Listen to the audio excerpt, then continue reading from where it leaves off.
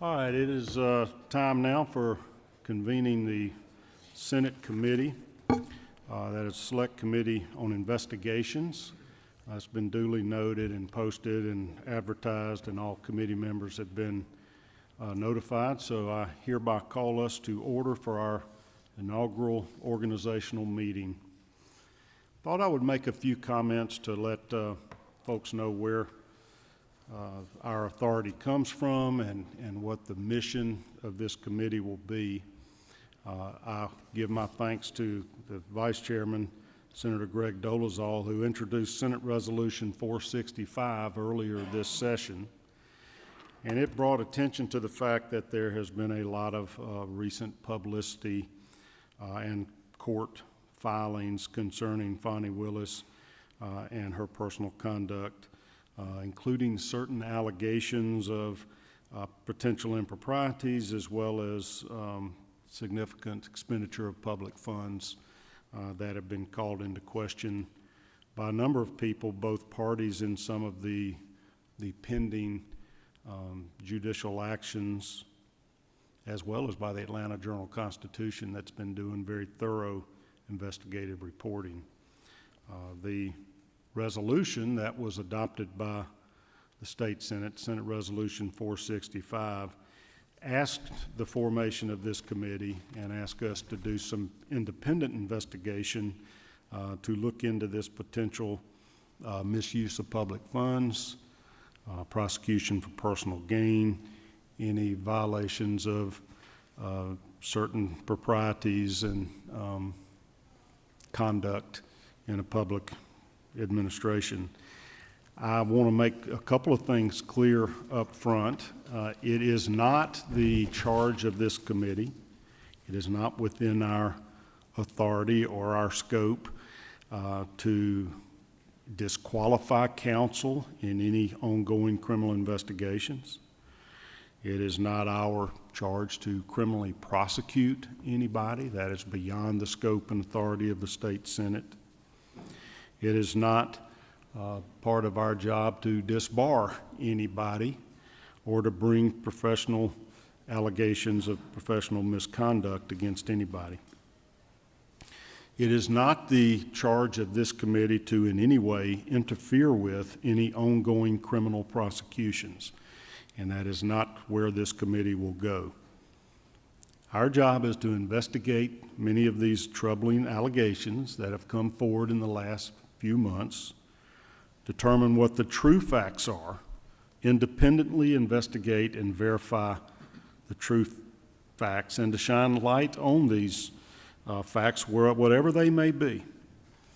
The more specific charge of Senate Resolution 465 is if we need to amend existing laws or pass and create new laws to restore the public's faith in the impartiality and fairness of our criminal justice system, we will be looking into those options. And to consider the current and potential future both state and other public funding of certain activities of district attorneys throughout the state. We are not trying to supplant the new prosecutorial commission that is established to look into prosecutorial misconduct. That will run parallel with us and independently of this committee. What we really want to do is find out the facts.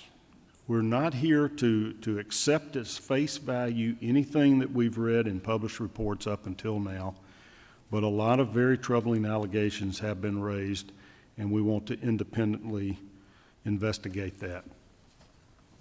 There have been questions asked about whether or not the Senate and this committee individually have the authority or the ability to conduct such an investigation. Investigations are part of the inherent power of the legislative branch, and we've seen them for centuries. Certainly in the United States Congress and in most other states, they are routinely performed. In order for us to do our job, we have to find the facts. We do that through public hearings, every time we pass a bill in this body. We are also given power to conduct investigations under Official Code of Georgia 45-15-17 and 45-15-19 that very clearly grant the power to the General Assembly to conduct investigation, including the issuance and enforcement of subpoenas, both to compel testimony and to obtain documents and things that are significant in the course of the investigation. This has rarely been used by the state Senate, but it is authorized if we pass a resolution defining the scope of the investigation and giving the charge to a special investigative committee. That has been done. There are extensive legal memoranda that have been prepared by our Legislative Counsel's office, by the Secretary of the Senate's office, and our own legal research that validates the authority for this committee to operate, including having sworn testimony under oath, and subpoenas for documents, for things, and subpoenas compelling testimony. We anticipate we will use all of these devices in the course of this investigation, and we will certainly be willing to enforce, ready to enforce our subpoena power in court if necessary, if individuals or organizations refuse to comply with valid subpoenas. I have had lengthy conversations with all members of this committee. We were only recently appointed by the Committee on Assignments, and I had particularly spoken to members of the minority party. The minority leader, Ms. Butler, is a member of this committee and is a friend of mine and very well respected throughout the legislature for her experience and political savvy and her integrity in the legislative process. I was also excited to see that the minority whip, Senator Jones, is a member of the committee. He has more experience than probably most of us put together on this committee, having been a prosecutor and elected solicitor previously in Richmond County. He understands the criminal process, investigation, subpoenas, and it was very important to me that he have faith in the bipartisan nature of this committee and the impartiality that I intend to pursue in the leadership of this committee. Likewise, Senator Estevez is an extraordinarily gifted intellectual attorney who will be participating in this committee, and he and I have had conversations. I have assured him as well that this is not going to be a partisan process, that we have both parties included in this committee for a reason, and it's important for our validity that the public understand that this is not any type of political witch hunt. This is a quest for the truth, and we're going to use the tools available for us. I appreciated Senator Estevez's kind comments on Lawmakers the other night, that he has confidence that we will run this committee appropriately. In that sort of tenor, we made certain as we were getting organized here to try to come up with procedural rules that we're going to follow, that all parties, all members of this committee can agree to. And these rules that we will be presenting here shortly today have been circulated amongst all committee members for input, feedback, and have gone through several iterations. There are 3 specific requests of the minority party that were discussed with me, and all 3 were accepted and built into these rules. For example, Senator Jones made an excellent point that in the event we take depositions, it is likely that I will be conducting the deposition, or perhaps outside counsel, more skilled than I in that regard, may be asking the questions. And Senator Jones said, well, wouldn't it be fair to allow the minority party to also have a representative asking questions? And I concurred with him completely, and we built it into the rules under depositions that upon request of the chairman, I will grant the ability for one minority member of their choice to participate in any deposition that we might take. I thought that was a reasonable request, and that was certainly fair. Another request was made that in the event we form subcommittees, and we have the authority, the ability to do that, to expedite our work, that any such subcommittees will include at least one member of the minority party. Again, an extremely reasonable request, and in the spirit of bipartisanship, I have implemented that into these rules.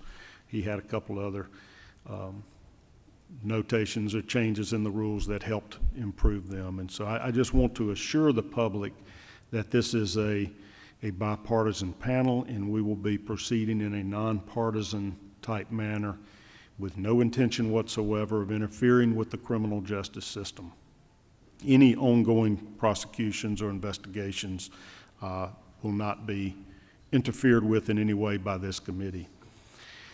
Now, there will be sensitive matters that will be considered by this committee. We've already had a number of people reaching out to us in the nature of whistleblowers, basically people that have sensitive information that they think might be of interest to this committee. And we will have the ability to have some meetings that will be confidential to protect those type of sources. If agreed upon by the committee, that we will have some things that will not be public. There will be a lot of information that is accumulated by this committee. Some of that will be of sensitive private nature, and in our discretion, we may preserve the confidentiality of that. Any information we receive will be available to all members of the committee to review and evaluate during this process. We do not know how long this will take. We are not going to be rushing to judgment in any way. We're going to be deliberate. We're going to be thorough and sifting in our evaluation of evidence and information that may come before us. And I'm going to run through the rules that are being proposed here today very quickly, and I'll answer any questions that any members may have, and then hopefully we will be able to reach a consensus and agree on the rules and procedures and processes that we'll follow in the course of this investigative committee. At the conclusion of our meeting, once we've done our organizing here and agreed upon the official rules of the committee, I'm going to open it up to all members of the committee if anybody would like to make any public comments or statements as to their participation in this process and their views, their observations of it, or their dreams, hopes, and wishes for how we will proceed, in case anybody would like to make any comments. Each of you will have before you the proposed rules, and I'll just run through them very briefly. There are these 9 members of the committee, and a quorum will be 5 members. We'll have to have the majority of this committee to form a quorum, anything we're going to take official action on. On the other hand, in the course of this investigative committee's work, we may be taking testimony and receiving evidence from numerous individuals and sources.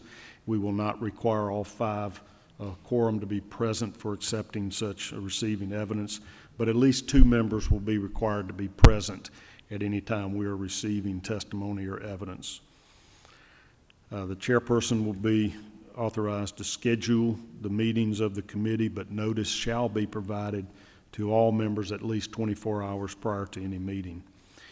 It is my practice and my desire that we will have much more notice than just 24 hours, but sometimes things have to happen quickly.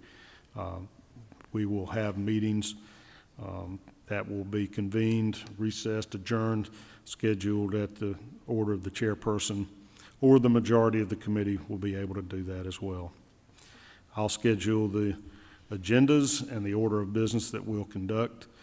We will allow public comments to be heard on issues before the committee on most occasions, but not always, and we may limit the time for public comments. I do not intend for this to become any kind of public media circus.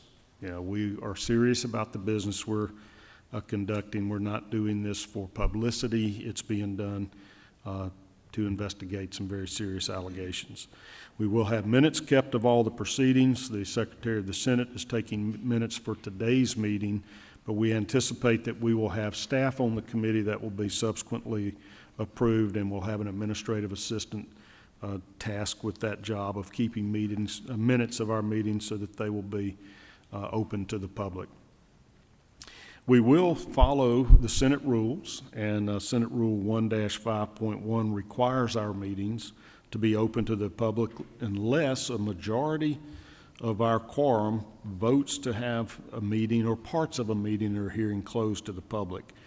There are specific rules in the Senate rules that provide for closed meetings, particularly when investigating allegations of public corruption or individual conduct that might be sensitive in nature. So we will have that option available to us. Rule number 3 gives the authority to set up subcommittees. We may need to for any kind of investigation, study, or research. Find that we're more efficiently run if we designate certain matters to subcommittees. And at Senator Jones' urging, I have agreed and think it's fair that any such subcommittees will have at least one member of the minority party participating on that subcommittee. Any materials that are obtained by these subcommittees are going to be submitted to me upon completion of the subcommittee's works, and they will all be available to each and every member of the committee and our committee staff.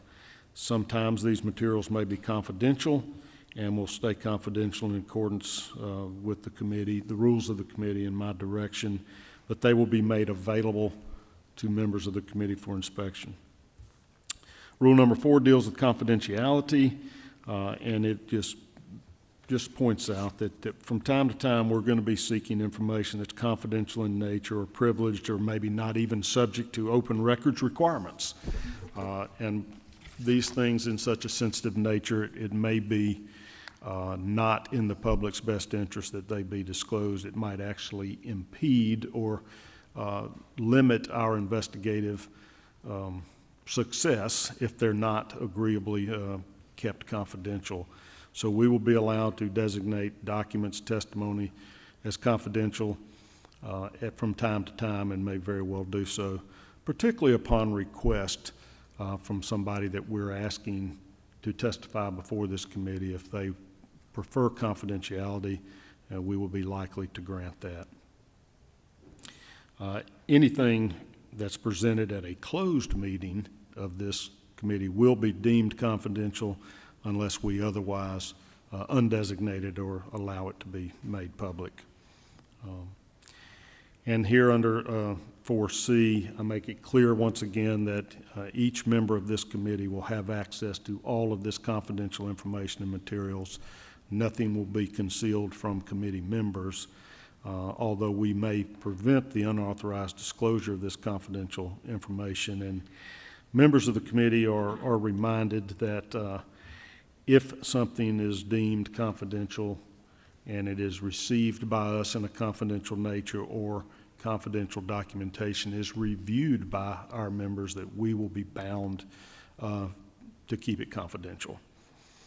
And finally, if there's any breach of confidentiality, we can refer that to the Senate Committee on Ethics for treatment under the Senate's rules on ethics. So in other words, members of the press that are here, do not be expecting a lot of leaks from this committee. If we're receiving matters in confidence, we will be maintaining that confidentiality. Number 5 reiterates our authority to issue subpoenas, writs, and warrants to compel testimony and documentation that we might request. The process will be that any subpoenas, writs, or warrants will be signed by the President of the Senate, attested to by the Secretary of the Senate, and that is after either the chairperson or the majority vote of this committee agrees to issue such subpoenas. Number 6 deals with testimony under oath, and it makes it very clear that the chairperson or anybody else designated by me can administer the oath, and it cites the relevant code sections for the rules of evidence and civil procedure that allow for testimony to be received under oath. I think it's important when we're asking important questions and information from this committee that we get sworn testimony, that we can rely upon the veracity of it. Number 7 deals with depositions, and it allows both the chairperson or private counsel for the committee to take depositions with or without other committee members and staff present. But as it reflects there, if anybody any member of the minority party requests to participate in the taking of the deposition, either from simply being present to observe and listen to it, or to participate in the question itself, I will permit that.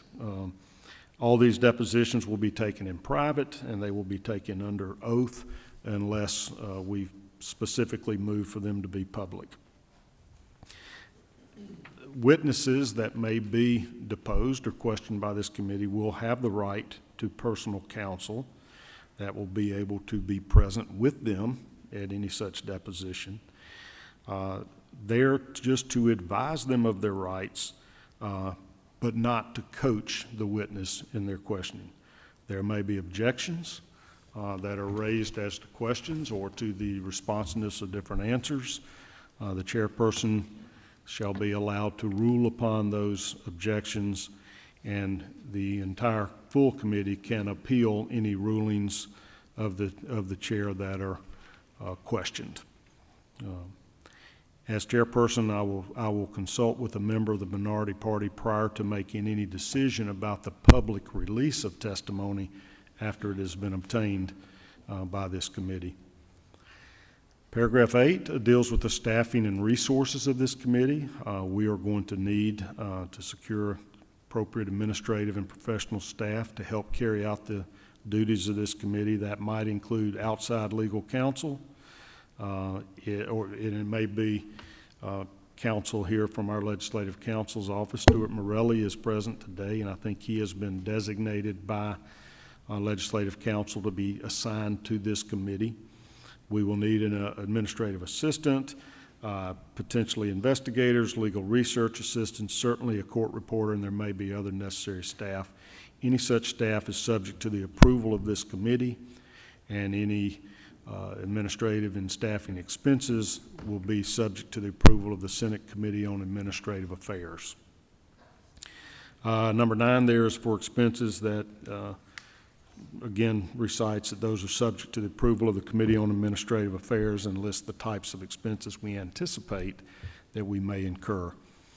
Number 10 is getting really to the core of our mission, is in the Senate Resolution 465. It calls for this committee at the conclusion of our investigation to issue any report and recommendations that we may agree upon, and that those will be in writing. They'll be prepared at the conclusion of or even possibly during the course of our investigation. Any member of this committee that disagrees with the proposed report will have the privilege, the authority to file a minority report that may differ in its finding on what the committee as a whole decides. And as a catch-all here on number 11, the rules of procedure, if it's not specifically in these rules, we will follow the rules of the Senate that have been agreed upon for this biennial. And finally, number 12, these rules may be amended at any time upon a written request to do that, given to the chair at least 72 hours before us considering a change, and will require approval of 2/3 of the member of the committee. I think that's a pretty thorough explanation, but we are in a little bit of new territory that we haven't exercised our rights of investigative committee recently, so I am certainly happy to hear any questions from committee members about these rules at this time. I want to thank each member of this committee for taking the time to hear me out, not just this morning, but before today, as we created these rules, and for your very valuable input. I've already noticed maybe a couple of little typographical glitches in these that we may clarify here as we proceed. And I am very thick-skinned. I will not get my feelings hurt if you have any constructive criticism of these or proposed changes at this time. Chairman, I'd like to ask a question. All right, I have a question from our majority leader. I'll make sure I got your right number. I think I'm to your left. That is it. You had it. Thank you. First of all, I want to thank you and the committee members for taking on this responsibility and this opportunity to seek the truth. Looking at your rules, they look very thorough. I wanted to ask if we considered anywhere in the rules appointing someone to be the custodian of the documents. It sounds like we may do some depositions and some investigations using other outside counsel and so forth. Do we need someone to be responsible for the keeping of the records in the documents as a custodian? Not sure if that's needs to be added to these rules or not. Let me point you to Rule 4 on confidentiality 4C. And it says such procedures may include the designation of a secure location at which members of the committee and others, as authorized by the committee, can review confidential information and materials. Mm-hmm. I have in my mind thought about the Secretary of the Senate being the custodian. Mr. Cook, you're present here today. Can I get some feedback from you on that if you're willing to do so? I think I got you activated. I think that'd be fine, Mr. Chairman. Use your microphone if you can. Is that number 4? Okay. Go right That'd be ahead. fine, Mr. Chairman. I think either counsel's office or my office, we do keep the records of ethics complaints in our office. But I think either office would be fine. I don't want to speak for legislative counsel, but we'd be happy to do that. Is that agreeable to you, Mr. Leader? Sounds like a good idea. Thank you so much. Madam Leader, would that be acceptable to you as well? If we let Secretary Cook be the custodian of any confidential information we receive? I think I got you. Yes, Mr. Chairman, that would be acceptable. All right. Well, then that's what I will designate, certainly to begin with, the Secretary of the Senate's office to have a secure location where these can be stored under lock and key.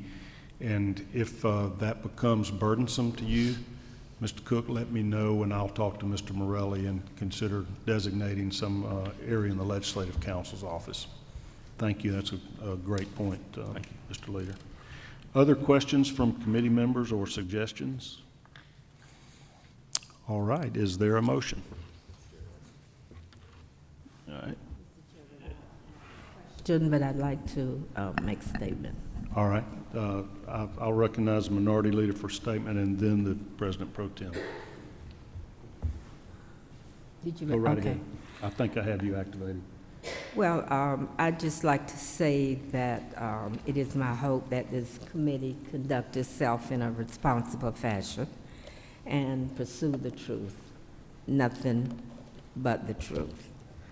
I think a political witch hunt or show trial would damage Georgians' faith in both our political and legal system. Our duty as public servants is to strengthen, not weaken, that faith.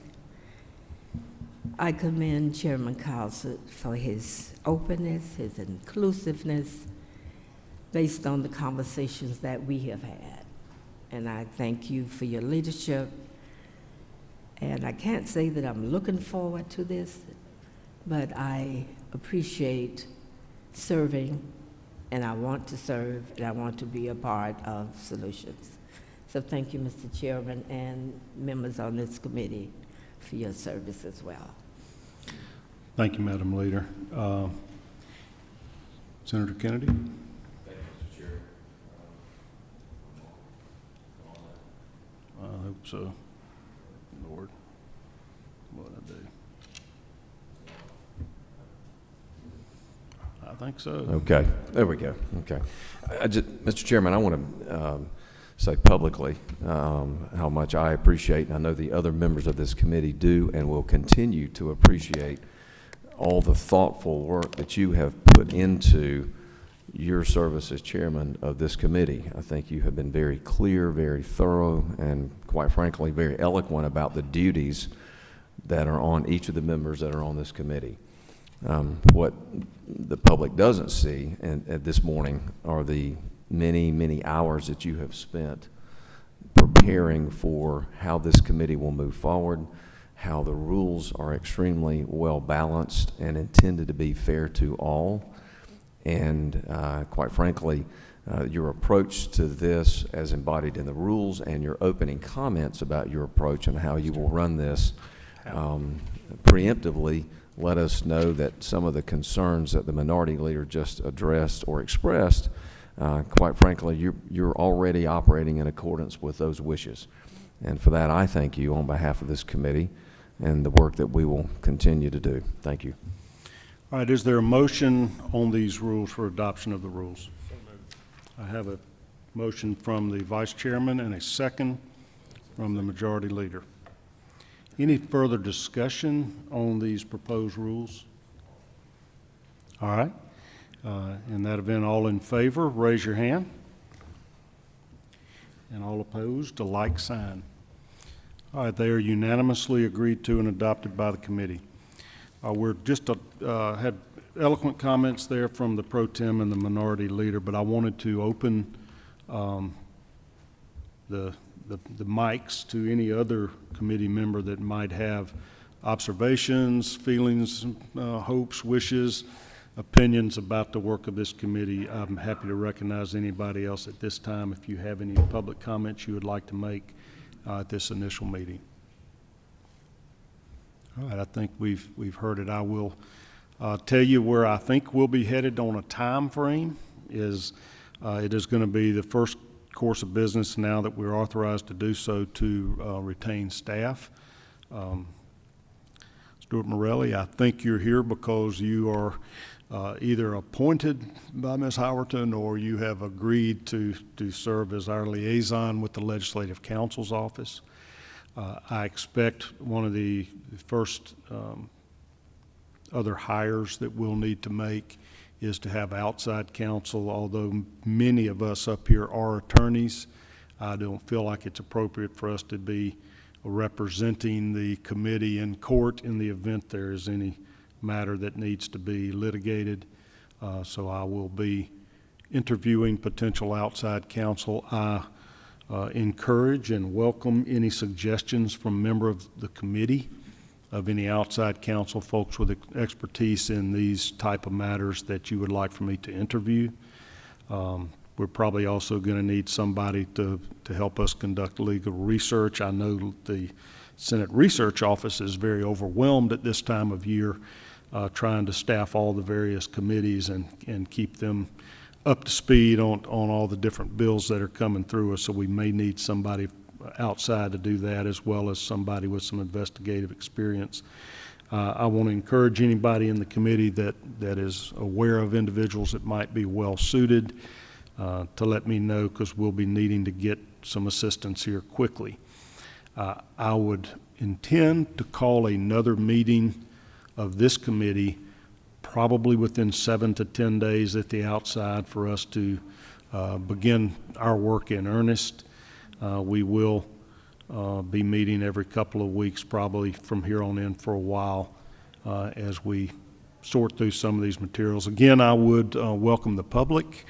If anybody has any information, leads, suggestions, or whatever that you might want to be considered by the committee, to reach out to me or any other member of the committee going forward. And with that, we will be adjourned for the day. Thank you all so much for being here. We're adjourned.